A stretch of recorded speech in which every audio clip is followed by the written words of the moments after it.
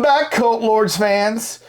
And we are here to do another movie reaction. This is Dane. Oh, this is JR himself in the flesh. And we are the Cult Lords. That is right. Celebrating 1 year of existence on YouTube. So, we're still babies. We're still in diapers. I know. We still need to get to that 1,000 subscriber mark. So we need your help. If you have not subscribed yet, please subscribe. We put out a trailer reaction every day. We put out movie reviews. What are you waiting for? for? A zombie series. Yeah. We just finished up House of Dragon reviews. We've got music items coming up. And we'll always do a little special something on the side. But you're going to get plenty of content for your subscription.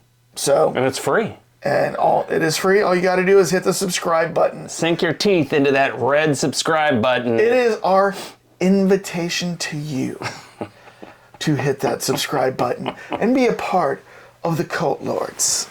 Well, Dane. Yes. Before we start this movie review of The Invitation, we usually like to pour ourselves a drink. Yes. And I heard you scuffling around upstairs. I know. What were you doing? I was just having a little bit of my maid was available for a nightcap. Oh. So that's the preparation this evening. I've noticed you've been missing some maids lately. Yes, it's amazing. Yes. You can't keep good hired help around anymore. And so so here it is. This is her contribution Yes, to this our is her. Yes, she's well prepared. Nice warm beverage. I like my beverages served. My cocktail served warm. Well, I guess. Drink up, my friend. Not usually my typical fare, but while in Rome, do as the Romans. Right? And I mean, you have invited me here, so. Yes, you were invited through the threshold. Yes.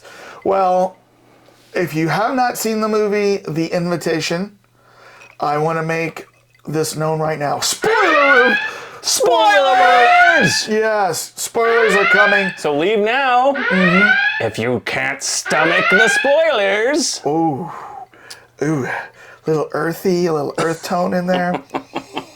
This is definitely a little sweat. What they call a heady brew. A little sweat equity in there, you know. Yeah. She definitely put some hard work into this beverage. Yes, she did. So, Dang, we are going to review the movie The Invitation. You saw this with your lovely spouse. With my lovely bride. The other night. And I saw this also this weekend. And said, hey, you got to watch this. So, let's review it. All right. It seemed like the perfect time. Halloween. So, we get to wear all why don't we start off and show right up front, let's show our cards, and that is the Cult Lords ratings. Now, before we do that, Dane. Yes.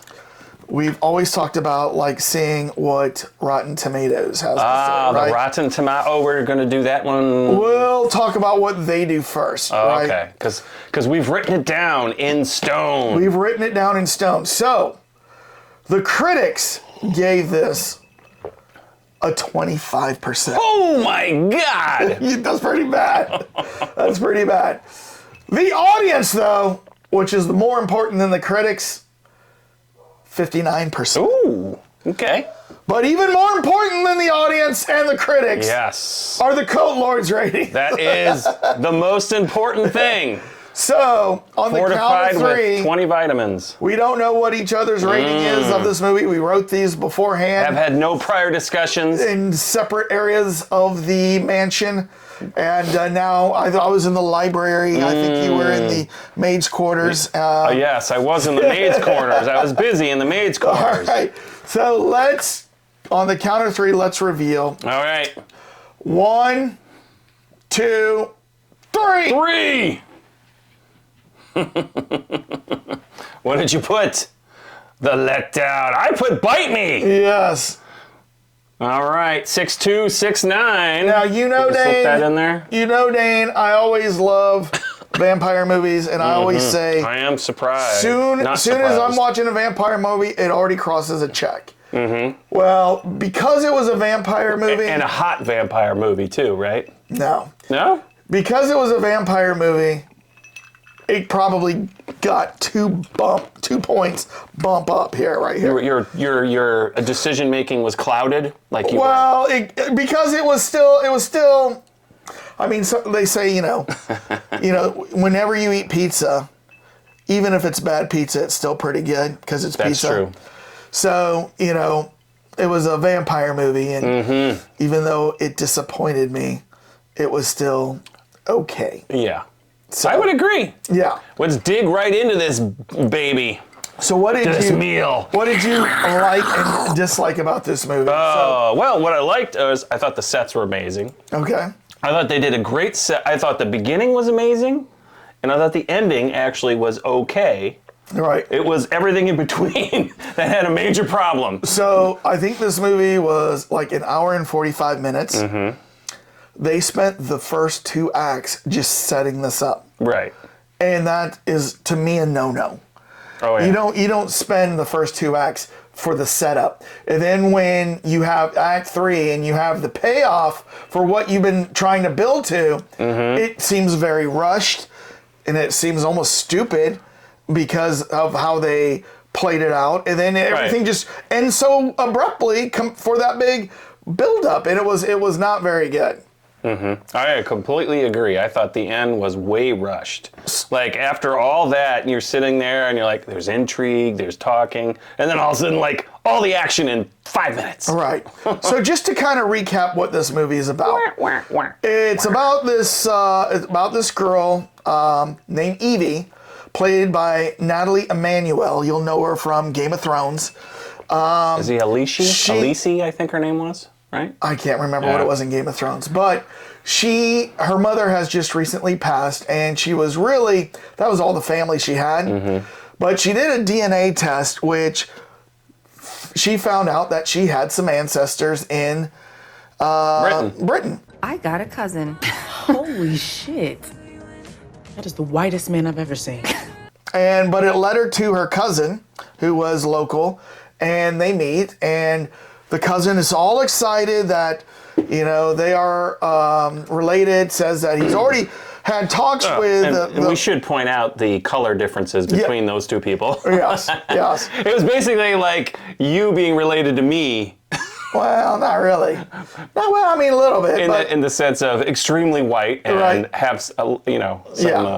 color. Well, no, I've got a lot of stuff in me. I'm autumnal color. Yes, I have Dane. I have African in me. I have Italian, Portuguese. Oh. I'm mostly English and German, though, and Irish or something. So you like did that. one of those tests? Oh yeah. Yeah, I did one too, and I'll show you sometime. I don't have any African. I do. I have a little bit of African. It's all Scottish. A little bit of Iranian, Persian, like 1% Persian. Oh, and then a little bit of Native American. So I'm a mutt. Who doesn't have any Native American? So, but she locates her family this way, and well, actually, they locate her. They contact her, and then it's basically, hey, come to England. Come to England. Let's enjoy ourselves. We just found this long-lost cousin who's a female. Now, what's interesting is, just to make this story short, she goes to England. They pull up to this beautiful mansion, and I thought it was interesting. The name of the mansion is New Carfax, right? So immediately, Dracula lovers who know the book, Carfax Abbey, that's, where,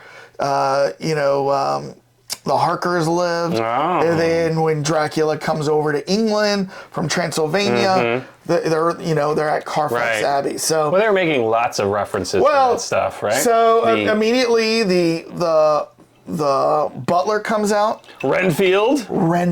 Yes. Okay. So I'm immediately wanting to know if the Lord of the House is Count Dracula. Of course. So we assume his name is Walter DeVille.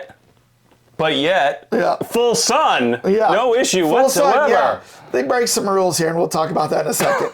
So he's out there, greeting everybody. His name is Walter DeVille. Wally. And he goes by Walt. But, he invites her in and says, they're there for a wedding. but it was somebody else's wedding. Right. You know? But she's immediately attracted to him. He's attracted to her. You know, like I said, 2/3 of this movie is about the setup, so there's a lot of chase going on.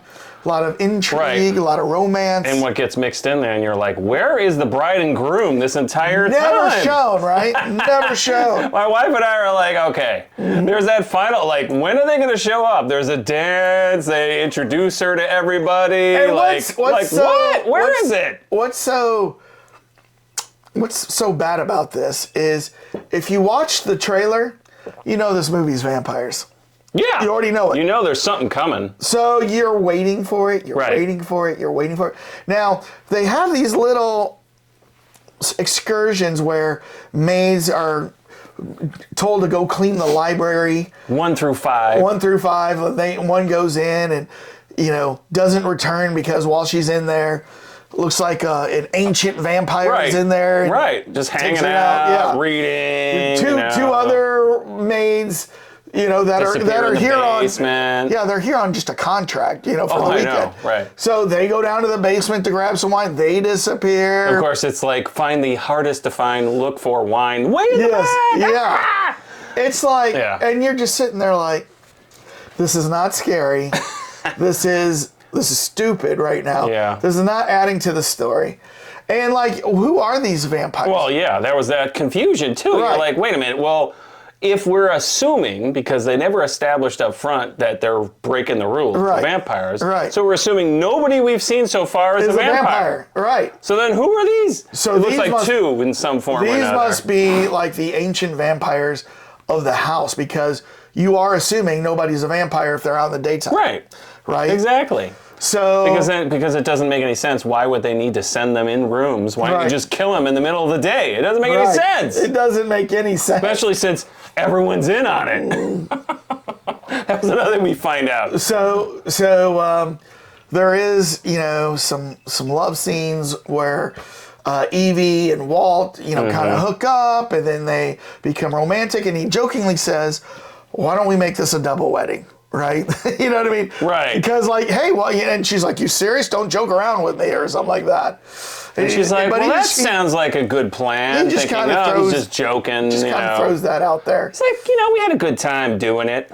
So the day of the wedding, there are 2 women that she was introduced to the night before, and they are supposed to be the bridesmaids. Exactly. Right? And a tall brunette and a young blonde. You kind of think how they're hanging all over each other. They might be a couple. I know. I thought that too. Like, are these like the lesbian? Like, you know, you definitely got a hint that it's one of the women. You know, going back to the whole original Dracula thing, you got a hint that it's got to be those 2 women. But then everything got thrown off because wait, they're out in the sun. Right. But they, you know, that day they have a spa day, and while they're talking and laughing, Evie accidentally gets cut. So one of them comes over and goes, "Oh, I'm so sorry," and puts it in her mouth. The token nude scene. Yeah. She just gets right out of the pool, like yes. And she comes over and puts her bloody finger in her mouth, and Evie's like, "Oh, that's so gross. That's unacceptable." You know what I mean? Especially, that's. I mean, that was funny too, because it was like, who would do that anyways? I mean, even a vampire is not going to just your finger. I thought it was funny. At this point, Evie wants to go home. She didn't want to go home earlier when she thought that she was being visited by a creature in the night. Right. She went out for a jog in the night. I was like, what the hell? Who arrives in a foreign country in a place they don't know and then goes running in the middle of the night for no reason whatsoever? Like, first of all, do that in the morning? No. First of all, wouldn't you even ask, like, can I go for a jog? No one notices. At like 1 o'clock in the morning. You know? Right. There were so many things that were like so stupid. And I'm like, you know, and like she doesn't catch a clue with all these other things. Yeah. Everybody's acting weird. The lead maid, that's her maid, is acting weird. Like, trying to help her out, but then it gives her the very blatant clue that, all the candlesticks have this giant spike sitting in the middle of them like this. Yeah. Like, well, that's convenient. The camera definitely rested on that for a bit when they... So finally we get to Act 3, and it's the dinner party, right? And this is where everybody goes. And apparently what it is, it's kind of interesting, is there's 3 different houses, right? They all have different names. And what we learn is Walt, who is a vampire. Right. You find out he's Dracula. He needs to marry somebody from each house to like have ultimate power. So the 2 girls that were the bridesmaids, right, he's already married to. Yeah. And each one of them represents one of the houses. And it's a blood marriage, yeah, so it's not a typical marriage. Yeah. And that's Victoria. What's the other chick? Lucy. Yeah, they brought Lucy. that back. Well, so once again, when you hear her name is Lucy, your Bram Stoker Dracula radar starts going off. You know, because you got Renfield, now you got Lucy. And so, you know, they have the dinner and, you know, they have a ritual that goes on. And then that's when one of the maids comes and they slit her throat. They pour the blood in, and like some of them... Would you need some more blood? Some of them are laughing and you can see their elongated teeth. But the rest of them are still humans. Like, well, I thought only the 3 of them were vampires. I thought... Did you see it in any... I don't know if I saw it in anybody else, but I knew that. We forgot about this stupid thing. That's like a tradition. She even like goes like, what is that, right?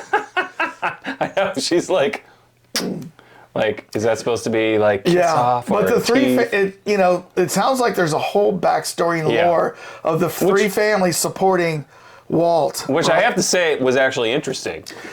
Here's my thing. Here's my thing. There was a lot of interesting stuff I wanted to know from the backstory. And I want to know, is this Count Dracula? They never say he's Count Dracula. But like even like... Well, he says something like, I'm the son of Dracul or something. Or he said I'm the son of Dragon. Dragon? I don't remember that. I think Dracula, the actual derivative, is son of Dragon. So I thought he indirectly claimed it. Okay. But yeah. All right. I know, but I agree with you. It was totally ambiguous. Like, really? Right. So, you know, she basically goes on the run. Like she gets up, she goes on the run. Well, no. She sucks his blood out. Well, yeah. No. At the wedding. No. What happens? We're skipping a bit. Oh, sorry. You're still at the dinner. Yeah. We're at the dinner. We're at the dinner. Yeah. But she goes out, you know, trying to escape. She escapes the grounds, goes to the small town, which is over the ridge. This is the most ridiculous part of the movie. She goes out. There's hundreds and hundreds of houses and shops, but the one house she goes to, she knocks on the window. It's like a little store, a little antique shop. Yeah. Old lady says, "Oh, we're closed. We have no money for you." And she goes, "No, people are chasing me at Carfax, New Carfax, like, right?" Oh, and then the lady was like, "Oh, okay, come on in." Comes out, that's Mina Harker and Jonathan Harker. So if you know your Dracula, these were the foils of Count Dracula. That, you know, Mina was the target of Count Dracula because she looked like his bride from long ago. Right. And then that's when Van Helsing comes in and helps to slay Dracula. Well, I agree with you if that is the coincidental that she runs into that house. I was under the impression the entire town was basically in on it. That's what I Possibly. thought. Here's where my intrigue came.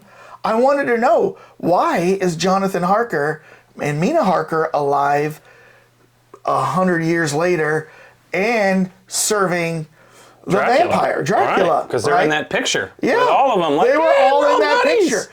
I want to know that. Now that would be interesting. Yeah. That 1 hour and 15 minutes of crap you just took us through to get to this point was meaningless when all of a sudden you have kernels of really interesting things that I would love to see you explore. But you don't explore that. The script needed an entire rewrite. Yeah. Because there's cool elements here, but way too long to get to the end. Right. So they go from the Harker place, they go back, she gets knocked out by them. Right. Well, like, keep drinking the tea. Oh, yeah. So now she's back in her room, and, you know, Walt is there, and he goes, you kind of embarrassed me. And she's like, embarrassed? What's going on here? All this stuff. So he comes up, and he actually bites her. At this point, I think. Wasn't it at this point? Because what happens was he bites her, which now starts infusing some of the vampire powers into her. And then it's up to her to reciprocate, but she doesn't reciprocate. No, he doesn't bite her. She's lying on a maid. The maid is sitting there on the couch with her. Mm-hmm. And then so he goes and lifts her leg up and bites the maid's leg. No, I'm pretty sure he bit her. Did you? Yeah. I don't remember that because at the wedding, well, because what I thought was interesting, she has to suck his blood at the wedding. What was interesting, for her to be fully vampire, he has to bite her, and then she has to reciprocate by drinking his blood. But in the end, let's just go straight to the end. Yeah. So we agree there was so many holes in the script and everything, but there was the wedding where she all of a sudden shows up for because he's like, no, you agreed. Yes. There's no formal contract. As long as you said yes to my little petty question, you're here. And then at the wedding, he slits his wrist open and then says, okay, you know, this is what you have to drink. So she sits there like slurping as much blood as possible. What you think about that? All right.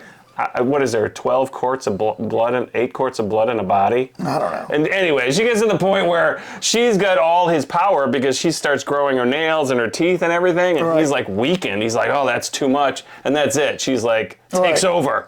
Like that's, I mean, you know, I'm going to go up there, break, because she remembers the candle has the big point in it. She takes it out. She goes in, stabs, you know, hits him, of course, where you think the heart is. And Lucy actually helps her. Yeah. Right? Because after that, she gets into a fight. Right, with Lucy and Victoria is the other woman. Victoria's going to kill her, so there's a big fight scene. Right. And then Lucy shows up, and the two of them are fighting, and then they conveniently just push each other. Both over. Lucy pushes them both on the spear that's sticking out of a statue. I was like, they both die. That is the dumbest thing I've ever seen. So then you assume most people die in the big fire at the end as Carfax burns down. And you think that especially because Dracula got the spike through the heart. Well, so if there's any other vampires in there, the rule of vampires is when the head vampire dies, they all like die. Mm-hmm. So, but she doesn't die. That's the thing. And so, because I don't think it was 100% consummated, I think she had to drink his blood, and then he had to drink her blood. Right. Right. And I don't think. Right. One of those didn't happen. And also, I think they mentioned that once you drink his blood, you will get his power. Right. And then you'll hold on to your power as long as he's alive. Like you'll live for eternity. Right. But to your point, the other two women that died, I mean, they had been around for 100 years and 700, and so that's why they died. Something like 700 years. Yeah. And Lucy, interesting enough, she said she's only like 100 years old, which would put her back into the late 1800s when Bram Stoker's Dracula was set. So like I said, there was like a bunch of kind of mind-blowing things of how they were intertwining Bram Stoker's Dracula that I wish they would visit because I want to know all about that stuff, but they don't. Right. It's just background. I agree. And then he gets it in the heart. And then one of them says, oh, it's just a flesh wound, you know, don't worry. Not don't worry, like when she's fighting Victoria. And then he shows up, of course, and he's much older looking because he's been weakened and she sucked his blood out. And then she just like gets in a fight and like karate kicks him into the fire and he burns up. Like, what? That is the lamest way for Dracula to die, in a fire. This movie, come on. It just took so many shortcuts and so many like bad just ways that it... Right. It went off in the wrong direction. Like, it had clean, like, why is the Harkers there? What's all with the three families? Like, they had all this, like, cool stuff that they could have, like, really explored, and instead they went the easy route. Like, they didn't want to, like, spend the money or something. And, of course, what happened in the very end? I don't think it's the spending the money. I think it's just, let's get this movie out. You know what I mean? Okay. And what happened in the very end? Oh, so she goes back to New York with her friend. Not New York. That was in London still. Oh, her friend was there? Yeah, her friend came out with her, and they're tracking the original white guy down. Yeah. The cousin, right? The cousin, yeah. And he's like, oh, everyone's going to close up shop. We're all leaving. Yeah. He goes into his legal law office or whatever, and then the two of them are across the street, and she, of course, has nice, cooler hair and everything, and her friend's there with her, too. Like, and it was interesting. I thought they were setting that up for a whole nother possible series. Like, what? Like Blade almost, but with a woman. And her friend has a baseball bat. Convenient. It's like, where'd you get the baseball bat? And so they're going in there to kill the cousin. Yeah. And it's like, It's stupid. I mean, yeah, it was stupid. Like, you could have, like, done so many different things with this thing. Like I said, this would be lower if it wasn't for the fact that there were some cool vampire tropes in there that I liked and wanted to know more about. Yeah. But mine is entirely because I thought there were some cool things in there. The sets were awesome. right. I mean, the only thing I can say is that this is the first time I really saw Nathalie Emmanuel, who played Evie, outside of Game of Thrones. I haven't seen her in anything. I know she's been in other things. Mm-hmm. But I thought she was the star of the show. I thought she was a breath of fresh air. I just wish, I feel sorry for her that this was the script. And I thought that the lead Dracula guy, charming. I thought he did a good job. Just the story for these two was bad. And I, to your point, he was like, he's the perfect Dracula. Yeah. If he's not Dracula, which they were totally setting it up, he's not. Right. I'm like, okay, that's clever. Right. They brought a guy in to throw you off, but then he's freaking Dracula. Yeah. Like, come on. Yeah. So, you know what I want to know, Dane? Yeah. I want to know what our fans thought. I want to get more validation if this was a bad movie like we thought. Could have been much better. I mean, it wasn't the worst movie we've seen all year, right? So there were some redeeming qualities to this. But to build up a movie through your first 2 acts and then get to the meat of it in Act 3 and then rush it all through to the end, that was just not very good storytelling, in my opinion. Nope. And so I want to hear what, Cult Lords fans think. Did you enjoy this movie? Are we wrong? Or do you kind of agree with us on this? I would love to hear that. Please agree with us. You don't have to. I would actually like to hear a different point of view because sometimes that can maybe make me look at things in a different light. But what we need you to do, though, is to hit subscribe. We need more subscribers. We're trying to get to 1,000, and it starts with you. Got a lot of content coming out that I think you'll love. You need to be on the subscription list to get those notifications. So put us in the rotation. Yeah, put us in your rotation of all your other subscriptions. Every morning we got new stuff coming out. We're going to be doing, it's like I said, zombies came out today. We're going to have a couple more zombie stuff coming out. Yeah. We're going to be doing some music, more trailer reactions. There might be some unboxing stuff, possibly. We want to do unboxing. We buy stuff all the time, get comic books all the time. Let's do some unboxing, man. So we got a lot of stuff coming up, but only if you subscribe. So, Dane, 6.2. Yep, 6.2, 6.9. You did a 69, I did a 62. The letdown, me! That was the letdown. Oh, let's close this off. That was a terrible letdown. Yeah. And we'll see you next time, Cult Lords fans.